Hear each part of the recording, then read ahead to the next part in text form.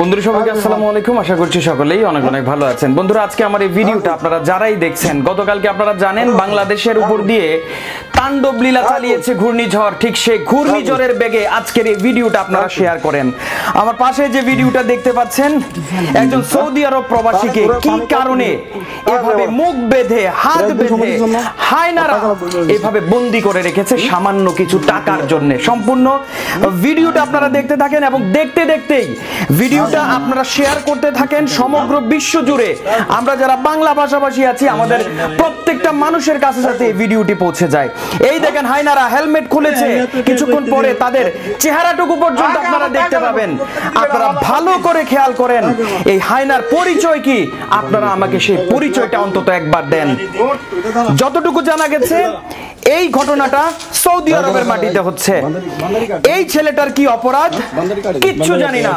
Social মিডিয়াতে এই ভিডিওটা ব্যাপক পরিমাণে ভাইরাল হচ্ছে এবং আপনারা আজকে আমার এই ভিডিওটা ভাইরাল করে দিয়ে এই প্রবাসী ভাইয়ের পাশে দাঁড়াতে সহযোগিতা করেন। এবং যারা সৌদি আরব প্রবাসী আছেন আপনারা ভিডিওটা ভালো করে দেখেন। আমরা এখনো পর্যন্ত জানতে পারিনি এই ঘটনাটা সৌদি আরবের কোন প্রদেশে ঘটেছে। একটা রুমের মধ্যে মাফিয়ারা যেমন করে, মাফিয়াদের মতো বন্দিশালায় তাকে বন্দি করে রেখেছে, তার উপর টর্চার করছে, টাকা দাবি করছে।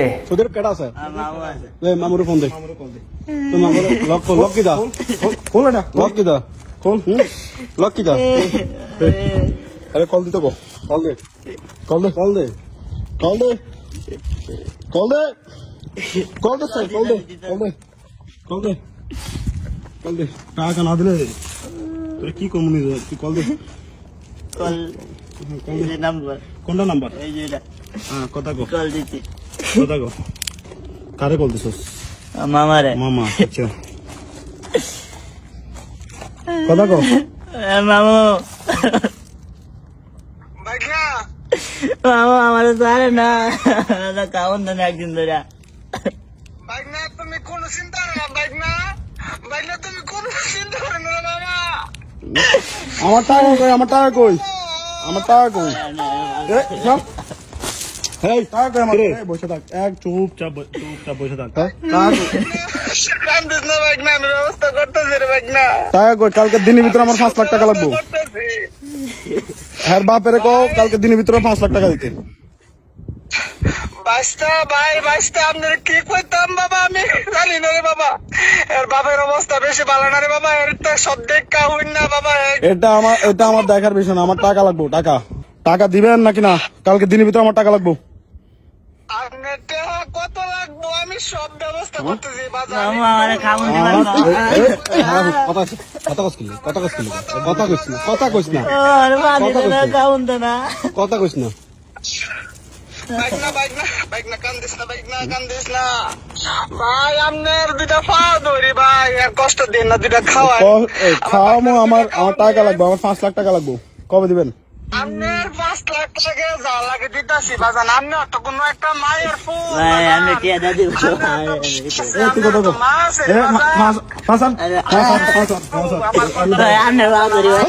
এমন লাতে দিমু চাইস। চুপচাপ বয়ে থাক। তুই বাড়িতে কি কইছ? তোর ওদিন কি শিক্ষা হয় না? তুই বাড়িতে কি বলছস রে?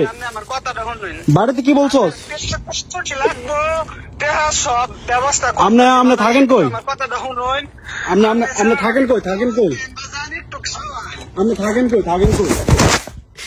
আমি তো দেশে তাই রে বাজান, আমি দেশে তাই। বেচারার বাপটার হাতে তো কইলে তোর মামু বলে সৌদি আরব থায়।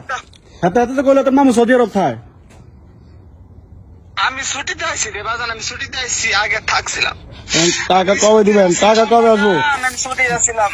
টাকা কবে আসবো? ছুটিতে আসছি। টাকা কবে আসবে আমার অ্যাকাউন্টে? ভাই আমি জানি মাফ করে দিছি। মামা আরে কো একটু কাউন দিছো, একটু কাউন দিবার কো আমারে পানি দে না, কাউন দে না, আল্লাহ রাইখা তো দাও কেউ নাই না। একদম সাউন্ড করবি না। দুদিন আগে আলটিমেটাম দিছি, তারপরেও তুই বাড়ি কি কইছস? কি কইছস বাড়ি বাড়াই? কিছু কইছি না তাইলে ভুলে ভাই আমার দাদু ঠিক আছে। আমি আপনি ওর মামা হন, ঠিক আছে? আপনার রিকোয়েস্ট আমি রাখলাম, আমি ওরা খাওয়ান দিতেছি শুধু আজকে রাত্রে, বাস শুধু রাত্রে খাওয়ান দিতেছি। আমি টিয়া দিয়ে দিব ভাই, আমি বাবু করে দেয়। এদিকে যাও, এদিকে যাও, এদিকে যাও, বয় না, বয় না, চুপচাপ।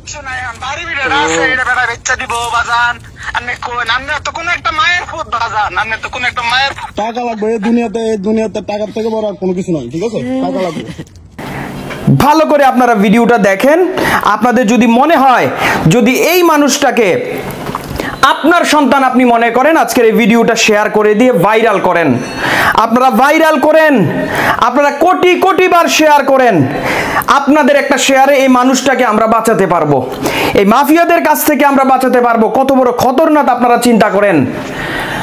প্রকাশ্যে তারাই এই ভিডিওটা ধারণ করছে, তারাই এই ভিডিওটা ধারণ করছে। আমি জানি না সৌদি আরবের কোন কন্টেইনারের মধ্যে দেখা যাচ্ছে কি করে রেখে একটা ছোট বাচ্চার মতো ছেলে নিজের পরিবারকে সচ্ছল করার জন্য, নিজের পরিবারকে এক ফুটো আহার দেওয়ার জন্য বাংলাদেশের মাটিতে কোনো কর্ম নাই বলে সৌদি আরবের মাটিতে গিয়েছিল, এবং তার উপরে এই অমানবিক অত্যাচার কেন? আমরা জানতে চাই, মাননীয় প্রধানমন্ত্রীর কাছে বিচার চাই, এই পরিবারটার উপর কি অমানবিক অত্যাচার আজকে হচ্ছে। কারণ এই মানুষটা হয়তোবা তার পরিবারের একমাত্র উপার্জনশীল ব্যক্তি হতে পারে। এই মানুষটাই হয়তোবা আপনাদেরকে রেমিটেন্স দেয়, যে রেমিটেন্স দিয়ে আপনারা বাংলাদেশকে আজও পর্যন্ত দাঁড় করিয়ে রেখেছেন। সারা বিশ্ব করোনাকালীন কাত হয়ে পড়েছে, বাংলাদেশ দাঁড়িয়েছিল একমাত্র এই প্রবাসীদের রেমিটেন্সের টাকা দিয়ে। আজকে সেই প্রবাসীদেরকে এভাবে সহজ সরল পেয়ে তাদের পরিবার, তাদেরকে আটকে রেখে তাদের পরিবারের কাছে ফোন করায়, বলে টাকা না দিলে আপনার সন্তানকে মেরে ফেলবো। মানুষটা তো বিদেশ আসলো মাত্র, কিছুই বোঝে না। পরিবারে হয়তোবা ধানের জমিটা, বসত বাড়িটা, বসত ভিটাটা বিক্রি করে প্রবাসে এসেছে। এখন পরিবারের লোকজনদের কাছে ফোন ধরিয়ে দিয়ে টাকা দাবি করছে, টাকা চায়, টাকা চাচ্ছে। আমি অনুরোধ জানাই, আপনারা যারাই এই ভিডিওটা দেখছেন, এই ছেলেটাকে আপনারা চিনেন কিনা তার পরিচয় আমাকে দেন। যে ছেলেটাকে বেঁধে রেখেছে তার পরিচয়টা আমাকে দেন।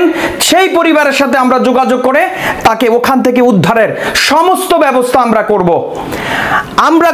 এবং যে এই অঘটনটা ঘটাচ্ছে, যে মানুষটা যাকে মাফিয়ার মতো মনে হচ্ছে, ওর পরিচয় যদি আপনারা আমাকে দিতে পারেন, আমরা বাংলাদেশ থেকে আইন শৃঙ্খলা বাহিনীর সহায়তা নিয়ে তাদের পরিবারে গিয়ে এই ঘটনার পূর্ণ তদন্ত করে আমরা এই ঘটনাটি আপনাদের সামনে উপস্থাপন করব। বিশেষ করে সৌদি আরবে যারা আছেন, আপনারা ভালো করে দেখেন এই মানুষটাকে চিনতে পারেন কিনা, এই মানুষটার উপর কি অমানবিক অত্যাচার করছে আপনারা দেখেন।